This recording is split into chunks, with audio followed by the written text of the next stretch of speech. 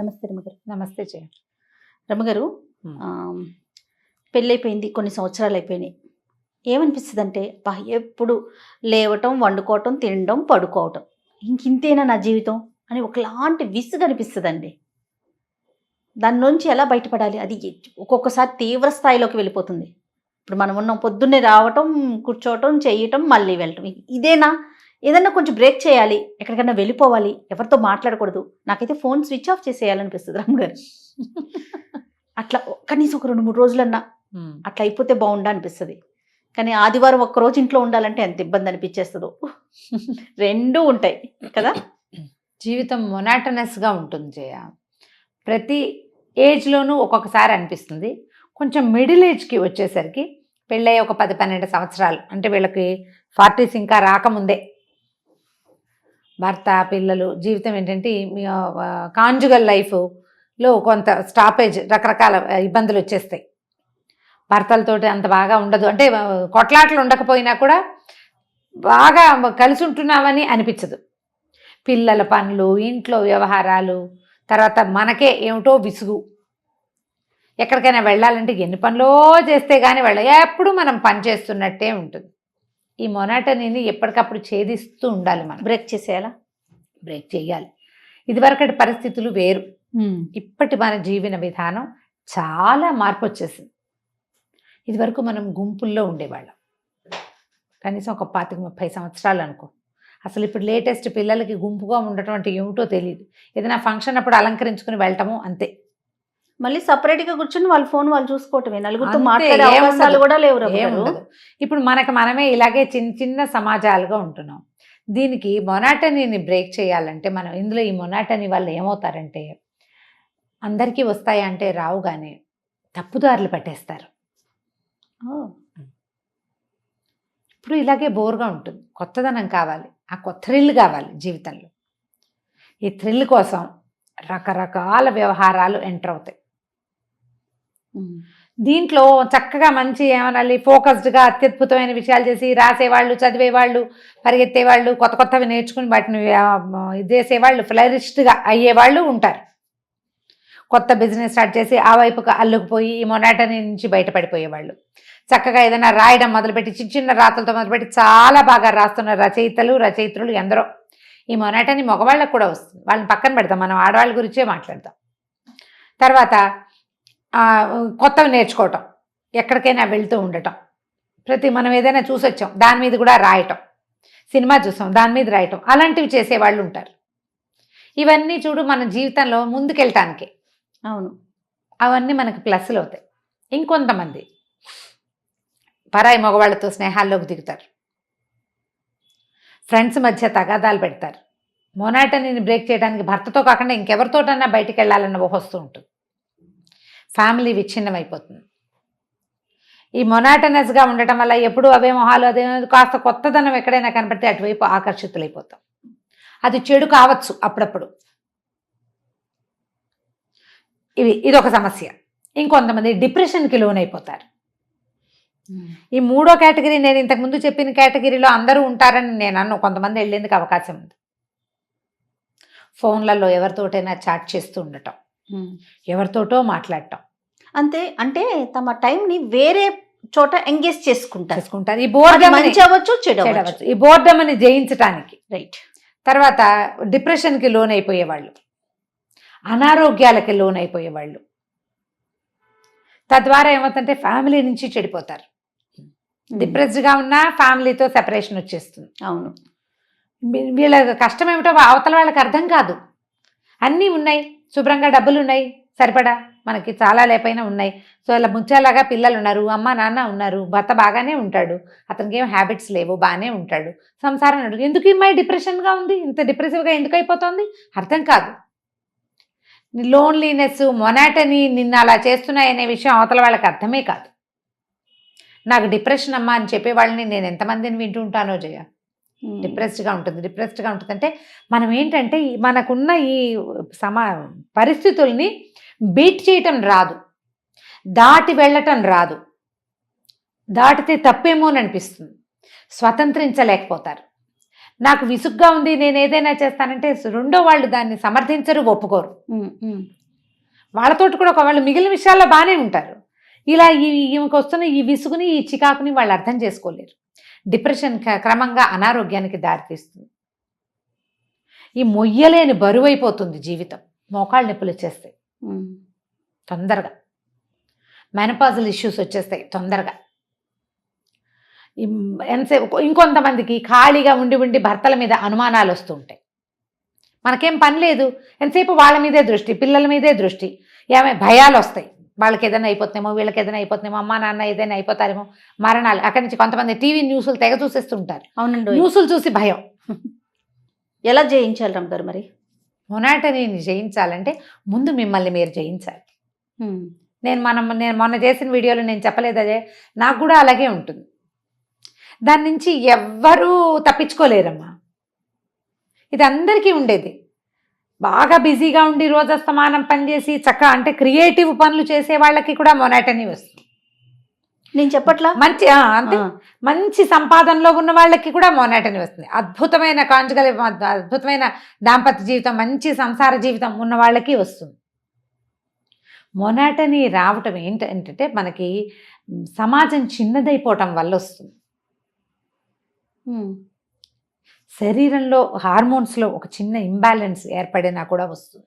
Okay, విసుగుదల జయించాలంటే మీరు ఏ బంధనాల్లో కట్టుబడి ఉన్నారో వాటిని లూజన్ చేసుకోండి. కొంచెం ఒక చిన్న హౌస్ వైఫ్ అనుకుందాం, మామూలు house wife, middle class family. మీకు సరదా వచ్చే ఏ విషయాన్నైనా తీసుకోండి. అది ఫ్యామిలీని ఇబ్బంది పెట్టకూడదు, మీ సేఫ్టీకి ఇబ్బంది కాకూడదు. కానీ సరదాలని ఒక లిస్ట్ అవుట్ చేయండి సరదాగా. బకెట్ లిస్ట్ చిన్నప్పుడు ఎప్పుడో చేయాలనుకున్నా.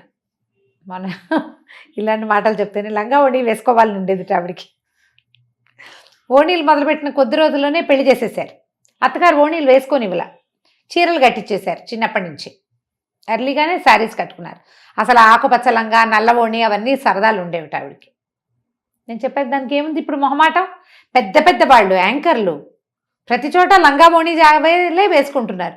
పెళ్లిళ్లలో కూతుళ్ళ ఓణీల ఫంక్షన్లో తల్లులు ఓణీలు వేసుకుంటున్న వాళ్ళు కనపడుతున్నారు ఇప్పుడు. అవును, మొహమాటానికి ఏముంది, ఏదైనా ఫంక్షన్లో వేసేసుకోండి. మా వాళ్ళంతా నవ్వుతుంది, గాడిద గుడ్డు, ఏం పర్వాలా. అద్భుతమైన సెలబ్రిటీల పేర్లు 5-6 కావాలంటే నేను లిస్ట్ ఇప్పుడు చెప్పట్లా. నేను ఇప్పుడు చెప్పను, వాళ్ళ పేరు ఎత్తడం నాకు ఇష్టం లేదు. నేను వాళ్ళని తక్కువ చేయటల్లా. బాగానే ఉంది, నాకు సరదాగానే ఉంది. సరదా పడండి దాని మీద. ఏమిటి ఈ వేషం అనుకోకండి. ఒంటి నిండా బట్టలు ఉన్నాయి కదా, చీర అయితే ఏమిటి, ఓణి అయితే ఏం తేడా. నేను డ్రెస్ వేసుకుంటే అందరు కొంతమంది అడిగారు, మీరు కూడా వేసుకుంటారు, ఏంటి డ్రెస్సులో తప్పు, అదేమన్నా టీషర్టా, అదేమన్నా ప్యాంటా? కాదుగా. అవునండి, చక్కగా ఒంటి నిండా బట్టలుగా ఇక్కడి నుంచి మొదలుపెట్టి చేతులు ఇక్కడ దాకా ఉండి శుభ్రమైన డ్రెస్ ఒంటి నిండా అంటే ప్రోగ్రామ్ ను బట్టి మనం డ్రెస్ ఉంటుంది. ప్రోగ్రామ్ కూడా కాదు, మీ ఇష్టం, అది నా చాయిస్. ఏనాటి మా నాయనమ్మ నాయనమ్మ పోయిందే 86లో. 86లో పోయిన మా నాయనమ్మ 82లో 87లో పోయారు. 81, 82లో పిల్లలు ఓణీలు ఎందుకు లాగు చొక్కా వేసుకో, ఒంటి నిండా పొట్టంతా కనపడుతుంది, పిల్లకి పొట్ట కవర్ తీసుకోవటం రాదని 82లో మా నాయనమ్మ, అప్పటికి ఆవిడ ఇంచుమించుగా 80 సంవత్సరాల వయసున్న ఆవిడ, లాగు చొక్కా వేసుకో అంటే చుడీదార్ వేసుకోవటం అన్నమాట. పంజాబీ డ్రెస్సులు అప్పుడు కొత్త, చక్కగా ఉంది, ఒంటి నిండా బట్టలు ఉన్నాయి పిల్లకి. ఆ ఓణీలు ఎందుకు, పొట్టంతా బయట, ఇవంతా బయట అనేవారు మా నాయనమ్మ. ఈ వెనకబడిన జాతిని ఏమనాలో అర్థం కాదు నాకు. ఒక చుడీదార్ వేసుకుంటే మీకు తప్పు. వీళ్ళకి ఇలాంటి పిచ్చ ఆలోచనల నుంచి బయటికి రండి అమ్మ. ఈ పిచ్చల్లో పడకండి. ఒంటి నిండా వేసుకునే బట్టలు ఏవైనా వేసుకోవచ్చు.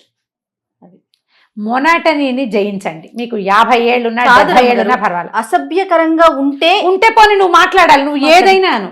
అసభ్యత లేదు, ఒంటి నిండా బట్టలున్నాయి. నువ్వు ఎవరిని ఏమనగలవని ఎవరినైనా ఏమైనా అంటావో చెప్పు. మరి నీ సొంత పిల్లల మీద మనకి కంట్రోల్ లేదు కదా ఇప్పుడు. అట్లాగే ఉన్నారు రమ్మగారు. ఎందుకో ఈ పిచ్చి ఆలోచనలో నుంచి బయటకు వచ్చేయండి. మీ ఫ్యామిలీకి ఇబ్బంది కలగకూడదు, మీ సేఫ్టీకి ఏదీ రాకూడదు, అసభ్యతకి అవమానపడే రకమైన ప్రవర్తనకి వెళ్ళకండి. మీ ఆత్మగౌరవాన్ని, ఆత్మాభిమానాన్ని రక్షించుకుంటూ మీరు ఏ మొనాటనీలో నుంచి మీకు విసుగ్గా అవుతో దాంట్లో నుంచి చేంజ్ చేసుకోండి. నా సజెషన్స్ ఎప్పుడు కూడా చాలా ప్రాక్టికల్గా ఉంటాను జయ. నేను అవునండి. నా సొంత విషయంలో నేను ఏం చేయగలను నేను అదే చెప్తా కానీ నేను చెయ్యలేనివి నేను చెప్పట్లేదు. పొద్దున్నే నిద్రలేచి అంటే వాళ్ళంతా బంగారు తల్లులు. నేను పొద్దున్నే లేస్తాను కానీ అందులో లేవగానే స్నానం చేసి స్టవ్ ముట్టుకునే గుణం లేదు నాకు. ఆ బంగారు తల్లిని కానని చెప్తున్నాను నేను ఓపెన్ గా. ఎస్, మోస్ట్ ప్రాక్టికల్ థింగ్స్ ఈ రోజుకి కావాల్సిందే. ఇవాళకి ఏం కావాలి, అందులో మనం ఇబ్బంది పడకూడదు, ఎస్, మన కుటుంబం ఇబ్బంది పడకూడదు, మనం హాయిగా ఉండాలి. ఈ తలకాయ నొప్పులు, ఈ విసగట, దీన్ని బీట్అవుట్ చేయండి. నా పాయింట్స్ ఏంటంటే ఎక్కడికైనా అవుటింగ్కి వెళ్ళండి. ఎస్. ఇప్పుడు ఉద్యోగాలు నేనున్నాను రమ్మగారు, నా గురించి చెప్పండి. నువ్వే అవుటింగ్, నీ ఆయన పిల్ల అమ్మ అక్క కాదు, నాతో పద. ఓకే, అలా గ్యాప్ తీసుకోండి. ఫ్రెండ్స్ మన ఫ్రెండ్స్ తోటి ఒక 3-4 కలిసి వెళ్ళొచ్చు కదా. ఒక చిన్న ప్లేస్కి ఎక్కడికైనా వెళ్ళండి. బాధ్యతలు లేని ఒక 2 రోజుల జీవితాన్ని అనుభవించండి. ఇందులో బాధ్యత లేదా అంటే అసలు లేకపోవట్లేదు. మీ బాధ్యత మీ మీదే ఉంది, మీ కుటుంబ మర్యాద మీ మీదే ఉంది, మీ ఆత్మగౌరవం మీరే కాపాడుకోవాలి. ఈ బాధ్యతను తీసుకోండి. పిల్లలు, బట్టలు, భర్త, సామాన్లు, బ్యాగ్ పెట్టావా, అది పెట్టావా, ఇది పెట్టావా, ప్రశ్నల నుంచి 2 రోజులు బయటకు రండి. ఓన్లీ 2 days అని చెప్తున్నా నేను. ఇందులో మిమ్మల్ని బరి తెగించమని ఇవి నేర్పిస్తారా అలాంటి పిచ్చి ప్రశ్నలు వేస్తే పిలిచి మరీ పళ్ళు రాలగొట్టేస్తా. ఎవరైనా సరే ఇంటికి పిలిచి పళ్ళు రాలగొట్టేస్తాను. ఎందుకు రమ్మగారు బాగా కోపం వస్తుంది జయ నాకు. ఏమిటి ఒక హాయిగా ఫ్రీగా ఉండండి అంటే ఇవి నేర్పిస్తారు. ఏమిటి అవి నేర్పిస్తారు? నేనా బట్టలు ఇప్పుకుని తిరగమన్నాను? మంచిని తీసుకోలేకపోతున్నారు. ఎందుకంటే మీ బుర్రలో బూజుంది, మీ బుర్రలో పాత చింతకాయ పచ్చడి ఉంది 10 ఏళ్ల క్రితం. దాన్ని పారేయండి బయట. మనుషులుగా ఉండండి కనీసం. ఈ రోజున ఏది అవసరమో అది తీసుకోండి. ఖచ్చితంగా. నేను నీతులు కాదు చెప్పేది, అవసరమైన విషయాలు. నేను చేయలేకపోతే చెప్పకూడదు, చేసేది కదా చెప్తున్నాను నేను. మరి గ్యాప్ తీసుకోండి. చిన్ననాటి స్నేహితుల్ని కలవండి, చిన్నప్పటి విషయాలు మాట్లాడుకోండి. ఏవైనా చేదు జ్ఞాపకాలు ఉంటే ఎక్కడైనా చెప్పి వాటిని లెట్అవుట్ చేసేసుకోండి. ఎవరో ఒకళ్ళకి చెప్పండి, మీకు మీరే చెప్పుకోండి. దేవుడి దగ్గర కూర్చుని మీ కష్టాన్ని చెప్పేసుకోండి. తలుపేసేసుకోండి, వాకిలి తలుపులు వేసేయండి. చక్కగా దీపారాధన చేసుకోండి. పువ్వులు పెట్టి బాగా అలంకరణ, పాయసం అవి ఇవి చక్కగా చేయండి. 2-3 స్వీట్లు దేవుడి దగ్గర కూర్చోండి. మీకు లోపల ఏ చికాకు, ఏ విసుగుతోటి మీకు మొనాటనస్గా అనిపిస్తుందో ముందు అది తెలుసుకోండి, దాన్ని బయట పెట్టేయండి. చక్కగా దీపారాధన చేసాం కదా, పాయసం అవి నివేదన పెట్టి పాయసం తినేయండి. తర్వాత ఎంత ఫ్రెష్గా ఉంటుందో చూడండి. ఓకే, చాలా ఫ్రెష్గా ఉంటుంది. దీంట్లో నుంచి బయటపడడానికి ఈ రోజు వారిని ఒకే రకంగా పనిచేస్తూ ఉంటాం కదా, వాటిని బీట్ చేయండి. అవే రకపు వంటలు వద్దు, కొంచెం మార్చండి. ఇంట్లో సామాన్లు అవి అన్ని ఎప్పుడు ఒకేలా ఉంటాయి అనుకోండి. సోఫాలు, కుర్చీలు కర్టెన్లు మార్చుకోండి. ఏదైనా ఫ్రెష్ పువ్వులు ఇంట్లో కనపడేలాగా పెట్టుకోండి. మొక్కలు పెంచండి. ఇంట్లోనే కాస్త చక్కగా పచ్చటి మొక్కలు ఇవాళ ఇక్కడ హ్యాంగ్ చేస్తే రేపు ఇంకో చోట హ్యాంగ్ చేయండి. బెడ్రూమ్లో ప్రతిరోజు ఒక అగరబత్తి వెలిగించుకోండి. మీకు నచ్చిన వాసన ఉండేది, పర్ఫ్యూమ్స్ అవి కాకుండా సాంబ్రాణి పొగ వేసుకోండి. దానివల్ల కొంత ఫ్రెష్ ఫీల్ వస్తుంది. ఏ మొనాటనీని మీరు జయించాలని భావిస్తున్నారో ముందు అది ఏమిటో మీరు తెలుసుకోండి. మీకు విసుగ్గా ఉంది, అదిగా ఉంది, ఇదిగా ఉంది, ఏంటి నాకేం కావాలి అనేది మిమ్మల్ని మీరు ప్రశ్నించుకోండి. మొదట మనకి ప్రశ్న, ఆ సమాధానాన్ని మన దగ్గర నుంచి మనం రాబట్టుకోండి. ఆన్సర్ తెలిసిందనుకో, ఏదో తిక్కగా ఉంది నోట్లో, నీకు స్వీట్ తినాలనిపిస్తుందో కారమో పులుపో నీకు తెలియాలిగా. అంతేగా. అంటే నువ్వేం చేయాలి? మొదట నీ నోటిని, నిన్ను గురించి నువ్వు తెలుసుకోవాలి. ఎస్, తెలుసుకుని దాన్ని బీట్ చేయండి. ఏవైనా నేర్చుకోండి, ఏదైనా చదవండి. ఏది డ్యాన్స్ నేర్చుకోవాలనిపిస్తే కూడా నేర్చుకోవచ్చమ్మా. 50 ఏళ్ళు కూడా డ్యాన్స్ కడ్డం కాదు. అవును, మన జయంతి రెడ్డి గారు భరతనాట్యం చేస్తారమ్మ గారు ప్రోగ్రామ్స్ లో. డాక్టర్ జయంతి రెడ్డి గారు ఎంత పెద్ద ఆవిడ, ఎంత సీనియర్ మోస్ట్ డాక్టర్, చాలా వెల్ నోన్ ఫెమిలియర్ డాక్టర్. ఈ పక్క ప్రపంచం అందరికీ తెలిసిన ఆవిడ. ఇప్పుడు వాళ్ళ అబ్బాయి ద్వారా ఆవిడ ఇంకా ఎంతమందికో తెలిసారు. చాలా మంచి డాక్టర్, మంచి పేరున్న డాక్టర్ కదా, పెద్దవారు కదా. మరి రిటైర్ అయ్యే 6-7 ఏళ్ళు అయిందేమో, మరి ఇంకా ఎక్కువైందో. అవును, మరి సరదా ఉంటే చక్కగా చేసుకోవచ్చు. ప్రధానంగా ఈ 3 పాయింట్లు. ఫస్ట్ మీ సేఫ్టీ, ఎస్, మీ కుటుంబ మర్యాద, మీ యొక్క ఆత్మగౌరవం, వీటిని వదలద్దు. మిగిలినవి ఏమైనా బీట్ చేయండి. సంసారము జీవితమే కాదు, నేను కూడా ఉన్నాను ఇందులో అనేది తెలుసుకోండి. నేను అని మీకు ఒక విపరీతమైన కోరికలు ఉన్నాయనుకోండి, ఒకవేళ ఫైనల్ టచ్ ఇది కూడా చెప్తాం. మీ సమాజానికి చెందనివి లేదా సమాజం హర్షించనివి ఉంటే వాటిని చక్కగా ఒక షార్ప్నర్ పెట్టి తగ్గించేసుకోండి. ఇంత పొడుగు పెన్సిల్ని కూడా షార్ప్నర్ పెడితే మొత్తం చెక్కేసి ఇంత చేసేయచ్చు మనం. జీవితంలో మనకి విపరీతపు కోరికలే కాదు, జీవితం కూడా కావాలి. మనతో ముడిపడి ఉన్న మిగిలిన సమాజాన్ని గౌరవించాలనే ఆలోచనని పెంచుకోండి. సమాజంలో ఉన్నాము అనే జ్ఞానంతో ఉండాలి. ఈ పెద్ద పెద్ద విపరీతమైన కోరికలు ఉన్నాయి కదా, వాటిని చక్కగా తగ్గించి చిన్నవిగా చేసుకోండి. అవి తీర్చుకోవడానికి ప్రయత్నం చేయండి. బట్ విపరీతమైన కోరికల జోలికి వెళ్ళి వాటి కోసం పరుగు పెట్టాలని మరీచికల వెనకాల పరిగెత్తి ఆ పని చేయొద్దు. ఇబ్బందులు తెచ్చుకోవద్దు. మీరు ఇబ్బందులు తెచ్చుకోవద్దు, కుటుంబాన్ని రోడ్డు మీద పెట్టద్దు. రైట్. జాగ్రత్తగా చేస్తే మొత్తం బోర్డంని జయించేయచ్చు. ట్రై చేసి చూడండి. సూపర్. నమస్తే రమ్మగారు. నమస్తే జయ.